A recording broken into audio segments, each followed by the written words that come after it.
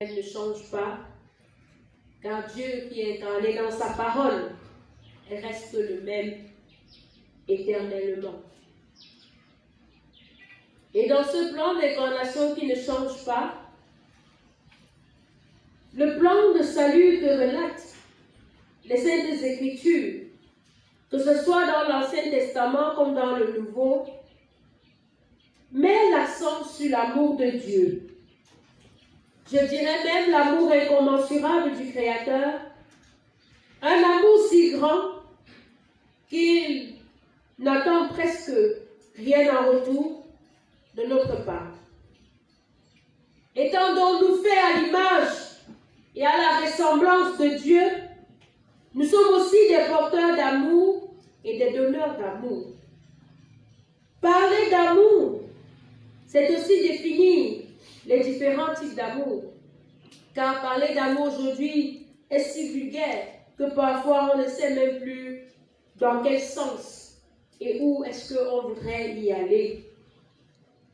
C'est pourquoi nous avons essayé de délimiter les trois différents types d'amour que nous pouvons nommer.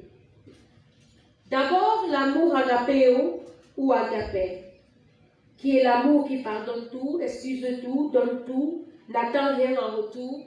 En bref, l'amour divin qui ne peut être porté que par Dieu.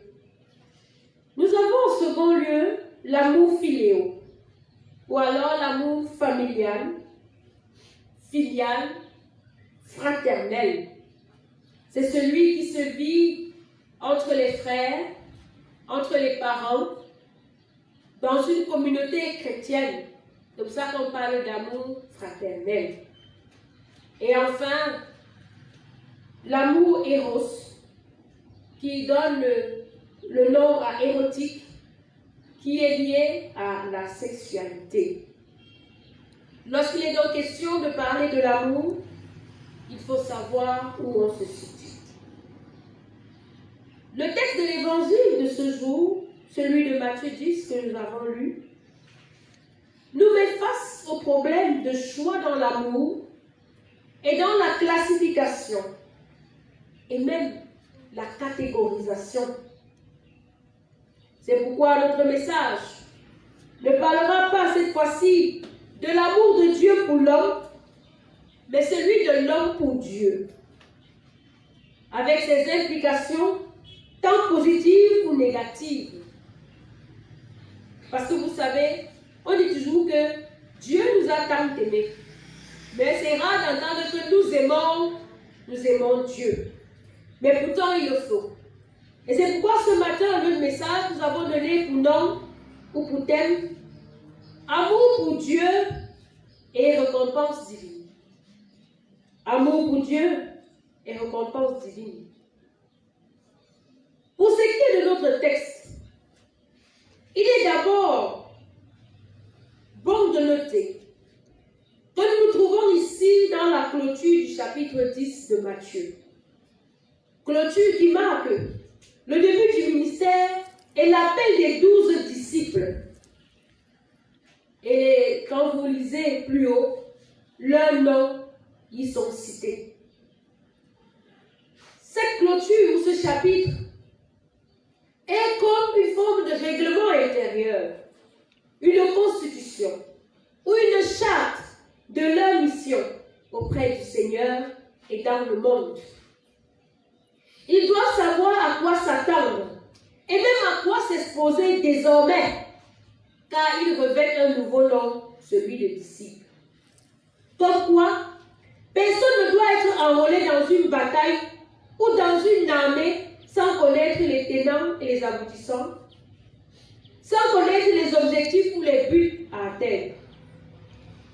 L'adhésion donc à la suite de Jésus comme missionnaire exige des sacrifices tant externes comme internes. Exige une reconnaissance publique de son titre de missionnaire. Parce que vous savez, entrer dans l'armée du Christ, avec être disciple, c'est entrer dans l'armée et dans l'armée du Christ. Et l'armée a son guide son guideline de conduite. Quand tu veux être militaire, tu sais à quoi tu t'attends. Première chose, qu'est-ce qu'on ne fait pas à l'armée? On ne respecte pas l'ordre du supérieur.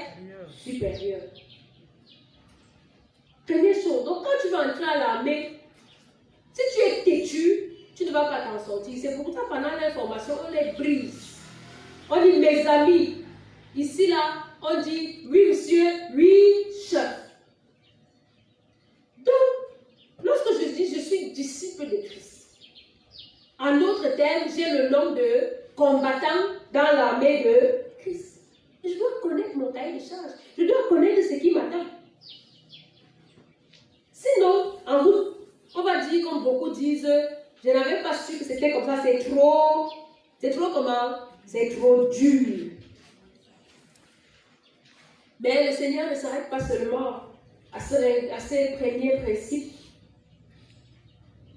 Il va leur demander qu'après toutes ces exigences citées plus haut, il y a encore quelque chose de plus dur à faire.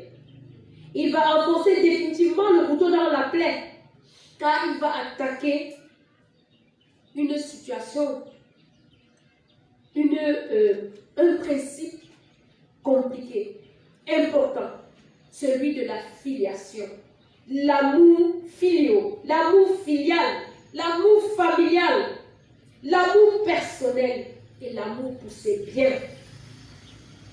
Le Seigneur va appuyer là où ça fait mal.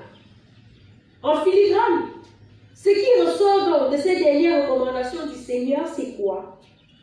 C'est que Dieu dit, ok, vous êtes désormais mes disciples. Vous avez dit, vous m'aimez, vous engagez avec moi. Mais est-ce que vous êtes prêts à m'aimer plus que votre propre sang? À m'aimer plus que votre propre chair? Plus que la chair de votre chair? Et c'est pourquoi j'ai dit, quand on s'engage dans l'armée du Seigneur, soit on est à 100%, c'est-à-dire 100, le chiffre 100 en lettres, n'est-ce pas, 100%, soit on est à 100%, le sang qui coule dans les veines, 100%, c'est-à-dire que ma vie pour la vie. Et avant qu'on ne continue, je voudrais bien vous poser aussi la question. Est-ce que vous êtes vraiment dans cette armée? Est-ce que vous êtes enrôlé à l'armée de Christ? Parce que si vous êtes enrôlé à l'armée de Christ, on va se comprendre plus tard avec ce qui va arriver. Mais si vous n'êtes pas enrôlé, vous allez me jeter les pieds à la fin. Pourquoi? Parce que si Christ s'adressait aux 12, c'est vrai, il s'adresse à nous aujourd'hui. Êtes-vous prêts à faire le choix entre votre famille et moi? Il est donc question désormais, non plus de l'amour de Dieu pour moi, mais de mon amour pour Dieu. Et du choix que cela impliquerait. On ne peut pas suivre Jésus, aimer Jésus, et qu'il ne soit pas le centre de gravité de notre existence. Qu'il ne soit pas le point zéro de notre repère. Parce que notre famille peut nous dérouter. Les gens de notre maison peuvent devenir un frein pour notre foi, ou même pour notre mission dans l'œuvre de Dieu. Il est donc question pour nous de faire la part de choses, se rappeler que la primauté et la priorité reviennent à Dieu. Mais dans cette parole hermétique, qui semble très compliquée, le Christ n'est pas en train de dire ce que nous avons l'habitude de dire, et que d'autres disent. Qu'il faut haïr sa famille, haïr ses parents, quand on devient chrétien, quitter sa famille, les abandonner parce qu'ils ne sont pas chrétiens. Non, c'est pas ça. Il faut suivre la langue. La rhétorique ici se dit, il dit simplement aimer plutôt. Donc il faut aimer sa famille, aimer ses parents, mais pas plus que Dieu. Parce que plusieurs étant devenus chrétiens, on fait quoi? On abandonné la famille, je t'ai dit que c'est au nom de l'évangile. Non, c'est pas ça. Plus que. Et si on veut prendre un petit exemple pour comprendre, si on a une échelle graduée de 0 à 10, si j'aime ma famille de 0 à 6, il faudrait que j'aime Dieu de 0 à 10. Donc ils sont quand même là, je les aime, mais la priorité, le définitif de l'échelle doit s'accomplir en Christ. Il faut même les aimer, les honorer, mais ne pas les mettre en premier lieu. Et je vais vous expliquer pourquoi. Parce que si vous aimez votre femme, votre enfant, votre mari, votre soeur, plus que Dieu, c'est que vous ne l'aimez pas. Car seul Dieu connaît les réels besoins. Et lui seul saura vous dire et vous montrer réellement comment aimer les autres. Comment aimer votre femme, comment aimer vos enfants. Vous avez l'impression, ce qu'on a là, c'est qu'on a l'impression. Mais quand j'aime Dieu, Dieu me montre exactement quel est le besoin. Et je peux donc les aimer avec un amour réel et non un amour superficiel.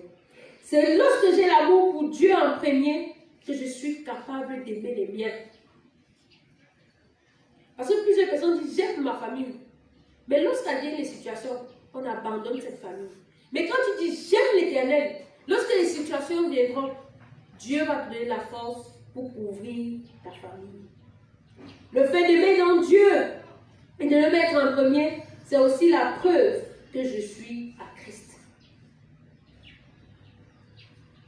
Ce n'est pas une histoire de parole, que j'aime Dieu, j'aime Dieu, j'aime Dieu. Mais là, il faut mettre les éléments de preuve. C'est ces éléments de preuve qui me donnent de savoir que je suis à Christ. Et c'est ce que la femme sunamite, femme de distinction, comme le dit le récit de deux rois, avait compris. Elle était une femme de distinction, ça veut dire qu'elle avait un nom dans la société. Elle n'était pas n'importe qui. Mais elle a écrasé son titre de femme de distinction pour élever un serviteur de Dieu, pour élever Élisée. Et ne plus l'accueillir comme un visiteur dans sa maison, mais comme un membre de sa famille. Et c'est pourquoi elle lui a construit une chambre. Son amour pour Dieu était tellement grand qu'elle a préparé un gîte pour le serviteur de Dieu, chez elle, sans toutefois même savoir ce qui l'attendait.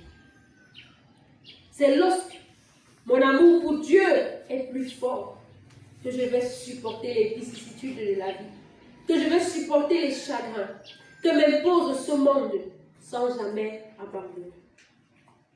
Je vous ai fait l'annonce du deuil des enfants du collège. Vous savez, si tu n'es pas accroché à Dieu, tu ne l'aimes pas fort. Quand des choses comme ça t'arrivent, qu'est-ce que tu vas dire?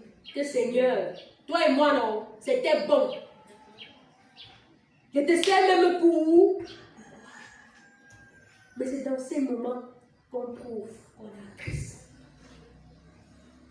C'est parce que mon amour pour Dieu est grand que je vais accepter les injures, que je vais accepter le mépris, le rejet de ma famille, de mes amis qui n'acceptent pas ma différence ou ma façon de voir les choses. Et vous savez, plusieurs personnes ne sont pas prêtes à l'accepter. Et plusieurs cas de figure sont nombreuses. Et nous pouvons citer quelques-unes de ces figures. Quand quelqu'un se dit, comment perdre un héritage à cause de la foi? C'est quand même bizarre, non? Parce que vous avez un parent qui est dans une loge ou qui a acquis son héritage, acquis de banditisme, d'escroquerie, de corruption, et qui vous dit, après ma mort, c'est toi mon héritier. Et tu lui dis non. Moi, je ne veux pas hériter de l'argent volé ou de l'argent du sang des gens. Et il te dit que, ok, si ce n'est pas ça, tu n'auras rien de moi. Mais le choix doit se faire. Choisir de s'enrichir d'un héritage souillé ou choisir de servir la vérité de Dieu et de ne rien avoir. Voilà un cas de figure. Comment perdre un mari, une femme de bonne famille parce qu'elle n'est pas chrétienne? Et c'est ça le problème des jeunes filles et des jeunes garçons aujourd'hui. Parce que on va trouver un fils de ministre, petit-fils de premier ministre, arrière-fils d'ambassadeur.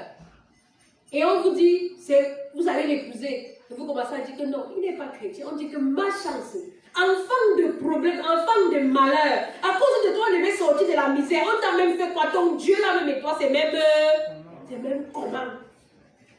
Mais peut-être il va falloir faire le choix.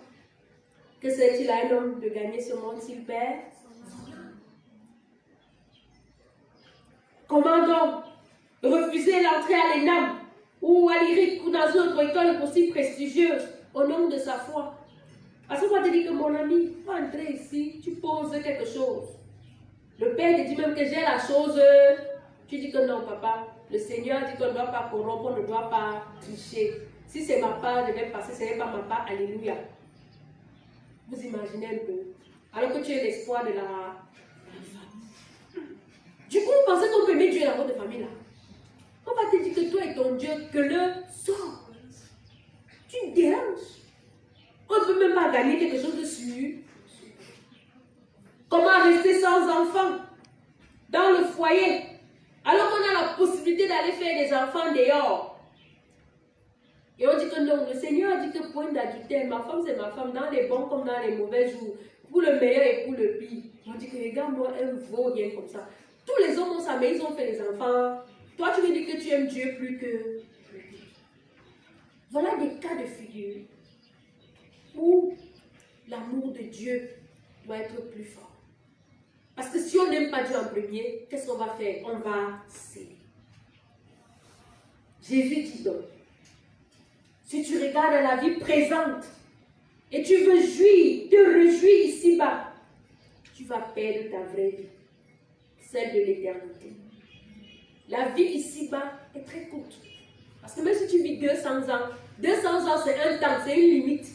Mais l'éternité n'a pas de fin. L'éternité est éternité. Quelle sera ta vie dans l'éternité? C'est la vie de l'éternité que nous préparons lorsque nous aimons Dieu. Mais celui qui perd la vie présente à cause de moi, il la retrouvera dans cette vie et même dans celle d'après. Avec Jésus donc, le principe, c'est celui qui perd, gagne. Et c'est pourquoi l'apôtre Paul nous dit dans l'Épître aux Romains que ceci n'est possible que si seulement si nous sommes morts avec Christ. Et si nous croyons en lui. Et si nous sommes morts, pas seulement morts, mais il faut aussi que nous ressuscitons, nous revivons. Et là, ça sera possible. Car celui qui est mort avec Christ est mort aussi au péché. Et vous savez, c'est le péché qui nous empêche d'avoir et de voir l'amour de Dieu, l'amour pour Dieu. Celui qui a l'amour pour Dieu est revenu à la vie. Et c'est pour Dieu qu'il vit. Loin de Dieu, pour lui, il n'y a pas de vie. C'est lorsque j'ai l'amour pour Dieu que je reçois facilement la parole de Dieu.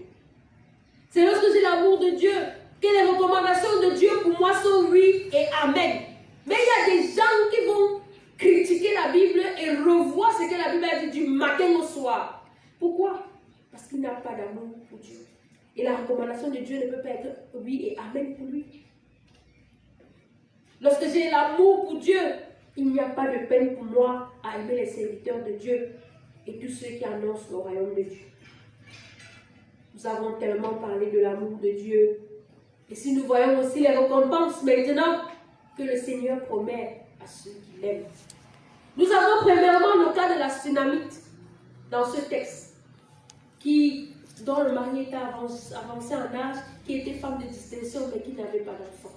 À cause de l'amour qu'elle a eu pour le serviteur de Dieu, elle a reçu la promesse d'un enfant. Et elle a eu. Lisez les textes, les versets qui suivent. Elle a eu cet enfant. Cet enfant de a été atteint d'une maladie infantile, il en est mort. Et le serviteur de Dieu l'a ressuscité, cet enfant a vécu. Lorsque j'ai l'amour pour Dieu, l'une des récompenses aussi, c'est la délivrance de toutes nos frayeurs, toutes mes frayeurs. Vous savez, il y a des gens qui ont peur de vivre, peur de mourir, peur d'être debout, peur d'être assis, ils ont la peur pour tout. On les appelle les hypochondriaques. Donc, du coup, lorsque je suis avec Christ, je suis délivré de cette peur. Ma récompense, lorsque j'aime Dieu, c'est que Dieu écoute celui qui l'aime et le délivre de cette détresse. Quand les gens sont en train de dire que le tout, s'il ne va pas s'en sortir, Dieu dit, tu vas t'en sortir. Lorsque j'aime Dieu, la récompense c'est que l'ange de l'Éternel campe autour de ceux qui l'aiment et les arrache du danger. Lorsque j'aime Dieu, la récompense c'est que rien ne manque à ceux qui l'aiment. Lorsque j'aime Dieu, la récompense c'est que les yeux de l'Éternel sont sur les justes. Le malheur les atteint souvent, mais le Seigneur les en délivre toujours. La récompense parce que j'aime Dieu, c'est que j'échappe au châtiment de l'enfer éternel. Il y en a tellement. Dès que j'aime Dieu et que je sème dans sa vie ou dans la vie de ses envoyés, je ne perds pas ma récompense. Et le verset 10 de Matthieu 42 nous dit, si tu donnes seulement toi un verre d'eau froide, on n'a pas dit le thé, l'eau froide, donc l'eau à boire, le Seigneur dit, tu auras ta récompense. Et bien aimé, pour courir vers la fin, voici un temps bien difficile. Le temps que nous avons vécu avec la pandémie, la crise sanitaire du Covid-19. Un temps où Dieu a mis en exergue la loi de la sémaille et la loi de la récolte. Mais qu'est-ce qui s'est passé? Combien de vous ont ne serait-ce que donné un verre d'eau à boire à un serviteur de Dieu? L'eau glacée, non, l'eau plate. Et pourtant, nous aimons à chanter, nous aimons Dieu, n'est-ce pas? Mais dites-moi, est-ce qu'il y a de l'amour sans action? Est-ce qu'il y a de l'amour sans preuve d'amour?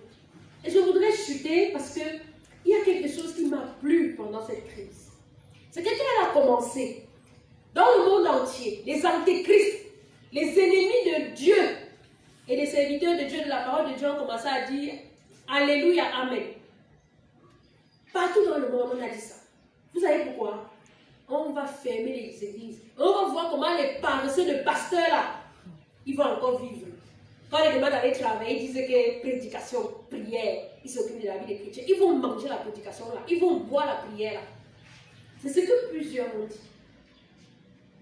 Ils ont même dit que lorsque nous avons dit non, il ne faut pas qu'on ferme le temple, il faut que même si c'est une personne, on va prier, on va essayer pour que les âmes ne se perdent pas. Ils ont dit que voilà, on dit même qu'il y a la maladie continue à partir à l'église, c'est l'argent. D'autres ont même dit que comme ils disent qu'ils partent prier là, la maladie là va les tuer. Mais nous, Dieu nous a donné la force. Parce que nous sommes cessés. On a pris. On est même allé à l'école de l'internet. On a dit qu'on fait comment avec YouTube. WhatsApp. Telle chose. On a appris. Pas pour nous, mais pour le peuple de Dieu. Que partout où ils se trouvaient, ils puissent toujours recevoir la parole de Dieu. Parce que la parole de Dieu, c'est la vie. Et ils ont reçu. Et ils ont été bénis. Ce n'est pas à nous de vous dire merci. Vous qui avez été touchés, qui avez été sensibles, et pendant que les serviteurs de Dieu priaient pour vous, vous avez prié pour eux. Pendant que l'évangile voulait être brisé, vous avez repris la chaîne pour que cela aille de l'avant. Ce n'est pas à nous de vous dire merci. Parce que Dieu vous bénit. Et celui qui sème va moissonner. Dieu va vous bénir lui-même. Car c'est lui qui a tout. Nous n'avons rien à vous donner. Nous n'avons que la parole de Dieu. Et l'apôtre Pierre et Jean l'ont dit. Nous n'avons ni or ni argent, mais au nom de Jésus-Christ, lève-toi et marche. Nous n'avons pas ça. Mais nous avons la parole de Dieu. Et au nom de cette parole, soyez bénis. Et vous savez, dans la loi de la sémence et de la récolte, celui qui bénit l'envoyé de Dieu reçoit la récompense. Celui qui parle en bien, qui lui donne ce dont il a besoin, reçoit la récompense. Mais celui aussi qui a sémé la moquerie, les injustices pendant cette période et toutes les autres médisances contre l'œuvre de Dieu, n'est-ce pas? On se va aussi récolter, non? La parole dit que tu sèmes le vent, tu récoltes la tempête. Donc la parole de Dieu est claire. J'aime Dieu, je marche avec lui, je bénis, je travaille pour son œuvre, je fais le choix. Et qu'est-ce qui se passe? Dieu en retour me donne la récompense. Voilà donc, frères et sœurs, la parole énigmatique de Jésus dans cet évangile et dans les textes connexes que nous avons lus. Le Seigneur nous dit, et je le dis, rien ne doit être plus important dans votre vie que moi. Mais je ne vous demande pas d'haïr vos familles. Aimez-les, mais venez prendre l'exemple d'amour chez moi avant d'aller les juger. Avec Jésus, celui qui perd, c'est celui qui gagne. Avec Jésus, celui qui sème, c'est celui qui aura la récompense. Celui qui aime Dieu, c'est celui qui aura sa récompense. Et mon frère, ma soeur, toi qui as dit que tu es enrôlé dans l'armée du Seigneur, à quel niveau es-tu? Réponds à la question et que le Seigneur bénisse en toi l'écoute de sa parole. Amen. Plus près de toi, Seigneur,